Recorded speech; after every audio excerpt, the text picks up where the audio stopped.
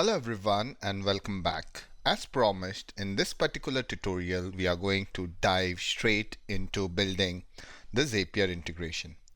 But one thing before that, I am also a user group leader. The user group that I run is Power Platform and AI User Group. This is the website, ppug.org. This is our logo. We are doing some events. So the recent event that we are doing is a speaking event by Nived. We have few videos, and if you are interested to talk, please go ahead and submit the form. I would also request you to join our user group, that is the Power Platform user group, and show us some support. We are located in Aylesbury, England, and we are sponsored by Nutrient. That being said, let's jump into the demo. I have my file explorer open. What I'm going to do, I'm going to right click. I'm going to go ahead and say open in code. Okay, so I'm going to use Visual Studio Code for development. As a prerequisite, you need to have subscription for Zapier because you're building the Zapier connector, and you need to have a Nutrient document converter API account that we created in our previous tutorial. If you have not done that yet, please go ahead and do that. So that being said, the first prerequisite would be to go ahead and install Node. So I already have Node on my computer, but if you don't have Node, what I would say is go to this website and download the latest version of Node. Okay, you can install it, and once you have installed Node, you can go to the terminal and type in node dash dash version. It should show the version that you are using. I'm using the 18.2.3 version, so that's the prerequisite. So the next step would be to go ahead and initiate our project. Before we initiate the project, you need to go ahead and install a Zapier package, right, from the npm. So we are going to use the Zapier Platform CLI. I'm going to globally install it. So I already had it installed, but technically it would take more time for you if you didn't have it installed. I just ran it again. And once you go ahead and do that, you can run Zapier version, and it will tell you the Zapier version that is installed. I'll clear the screen. At this point, if you type in Zapier, you will see the commands that come up. So here you see that it gives me a number of commands.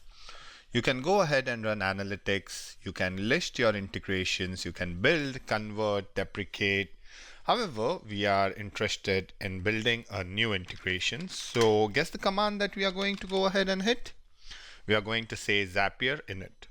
It will initialize a new Zapier integration with the project template. I'll hit enter and it gives me an error.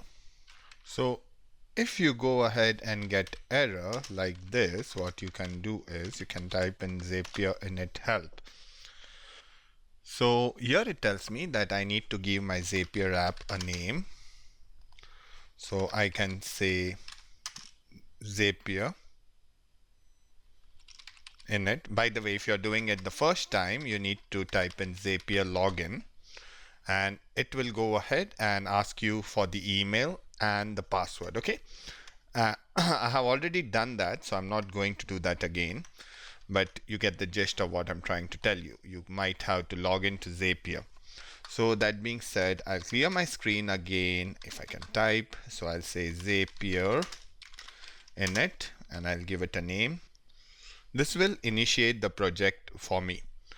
You can go ahead and use the template. Now for this particular demo, I'm going to use the OAuth2 template because we are going to work with the OAuth2. There are other tutorials which talk about minimal or API keys. You can follow them if you need to go ahead and learn about this. As there's content already, I don't believe in repeating the content, rather creating something new. So we are going to go ahead and create an OAuth2 project. Now that I have created the OAuth2 project, I can go into the folder. I'll clear my screen. And this is how our project structure looks like. So when we look at the project structure, you see that there is a file named as authentication.test. And then you also have the file known as authentication.js. We will work with authentication.js. Index.js is the entry point for the project. If you see, you can have creates, search, triggers, resources. You see, there is an authentication file path as well, which points to this. What is a test? A test is used to go ahead and debug things locally. Okay, so that's why you go ahead and write test.